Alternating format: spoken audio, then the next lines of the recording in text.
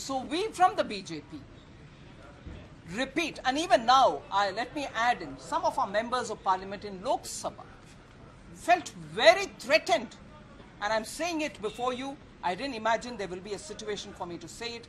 Felt threatened that Srimati Sonia Gandhi herself came up to probably one of our very senior members, Rama Devi ji, to find out. And one other member of our parliament, our people, members, approached there and she said, "You don't talk to me." As though putting the member of parliament down in the house. So instead of remorse from the highest leader of Congress party, we find greater and greater aggression and putting down members of parliament who are demanding an apology. All the more reason that the Congress party now repeatedly, even Piyush ji has shown, repeatedly abusing and talking with contempt for tribal leaders, should come out and apologize to the nation. Misleading from one end to another. Adir ji saying, "No, I will not apologize. I have no doubt, no question of apology." And Mrs.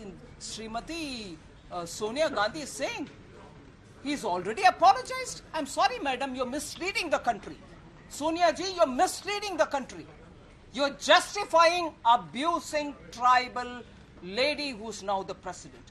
Please, I think the Congress party should stop this, come out and apologize to the Rashtrapati and to the entire nation. I didn't expect this from Srimati Sonia Gandhi. Hindi में ma'am अगर आप बोलते थोड़ा सा जो आपने बोला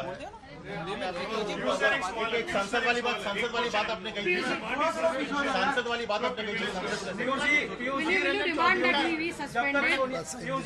वो जो महिला के साथ सांसद एक विषय में आपको हिंदी में थोड़ा क्षमा करिए, हिंदी में बोलना चाहती हूँ।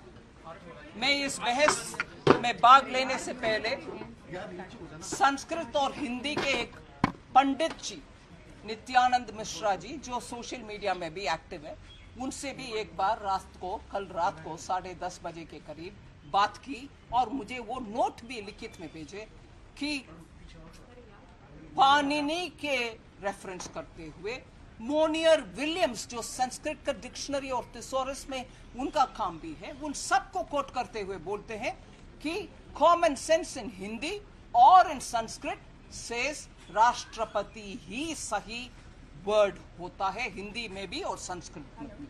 राष्ट्रपत्नी का उधर जिक्र ही नहीं है। ये कॉमन सेंस है, सबको मालूम है। नित्यानंद मिश्रा जी मुझे लिखित में भेजा है, मैं चाहिए तो अब मीडिया को सर्कुलेट भी करूंगी उसको। इसके बावजूद भी आज आदिर रंजन चौधरी जी उसी बात में अड़े होकर के बोलते हैं क्षमा मांगने का कुछ भी है नहीं विषय। और दूसरी ओर श्रीमती सोनिया गांधी सेंट्रल हॉल से बाहर आते हुए कोई पत्रकार लोग उनसे पूछे कि ये क्या है, वो आदिर जी अपॉलॉजी मांगेंगे, और बहुत ही सख्ती से नहीं, he had already apologized, ये शब्द श्रीमती सोनिया गांधी ने बताया। जबकि ये बोल रहे हैं आदिर चौधरी बोलते हैं अपॉलॉजी का कुछ भी नहीं बनता है। ये देश का अपमान है, आदिवासी लोगों का अपमान है। वो उनके गांव में जो मंदिर में गए, उसके बाद कांग्रेस के प्रवक्ता एक बोलता है कि नहीं, ये she belongs to this toxic RSS philosophy. ये सब पहले से ही, जहां नरेंद्र मोदी जी ने एक ट्राइबल को 7 साल 70 इयर्स के बाद नियुक्त किया राष्ट्रपति पद के लिए, चुनाव के लिए, ये 60 साल को आपको यू नेवर 60 और 70 years you didn't think of it. और सामने आकर के आदिवासी एक महिला को समर्थन ना देते हुए अपमानजनक बातें करते रहे कांग्रेस, और आज भी पछताना नहीं है।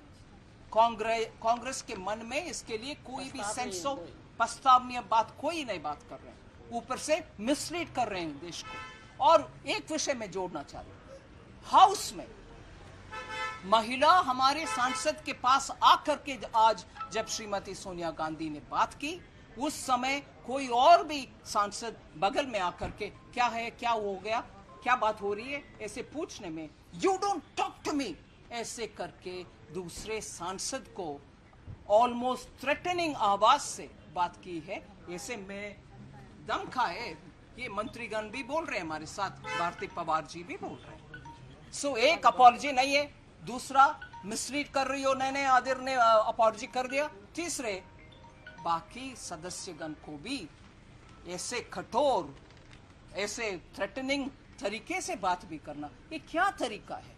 She is the leader of the party. Apology मांगने से पहले ये सब भी सोचना चाहिए। ऊपर से अपॉलजी नहीं मगर धमकियां। मैं इसको खंडन करती हूं और डिमांड करती हूं श्रीमती सोनिया जी से, बाहर आइए, ग्रेसफुली माफी मांगिए देश के सामने।